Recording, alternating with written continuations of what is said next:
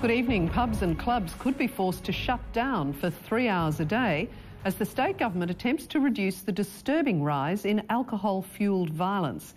In addition to a 4 a.m. swill, other measures are also proposed, including an end to happy hours. The government's talking tough in the face of concerns from the hospitality industry. I think it's time that we bite the bullet on this. The minister has issued 2 discussion papers outlining a raft of changes. 24-hour trade would be banned with mandatory 3-hour closures each day. Happy hours and all-you-can-drink entry would also be curtailed. The Liquor and Gaming Commissioner would have the power to order more security guards and cameras. Police could close premises in the event of a brawl or riot. It is about a safer night out and enabling people to go about their activities at night time to have fun. The government also wants hotels to pay an annual fee of up to $4,000 to help offset its enforcement and compliance costs. It's estimated that could rake in $10 million. It's a tax. It's nothing more and nothing less than a tax. And that's what's really going to get people angry. Well, this is part of the government's clawback of extra taxation to try and fix their budget. Some of the proposed changes have already been adopted interstate. The industry and public now have 6 weeks to respond. Mike Smithson, 7 News.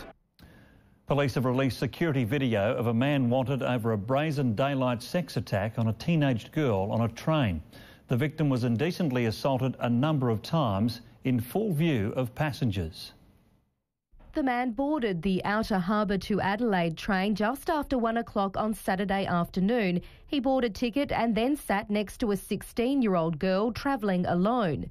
Security video shows him talking to her, then indecently touching her. The victim kept stopping him, but he kept persisting. Even as the train filled up with passengers. There were times when people sat across from the two of them and he didn't do anything, and then once the people had moved on, then he started again. Police say witnesses might not have thought anything untoward was happening and the victim was too scared to say anything at the time.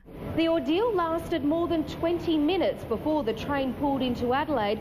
The distraught girl phoned a friend while the man disappeared. The victim's obviously traumatised and is in shock, as are her family. He's described as about 40 years old, 180 centimetres tall, average build with a dark olive complexion. He was unshaven with bushy eyebrows.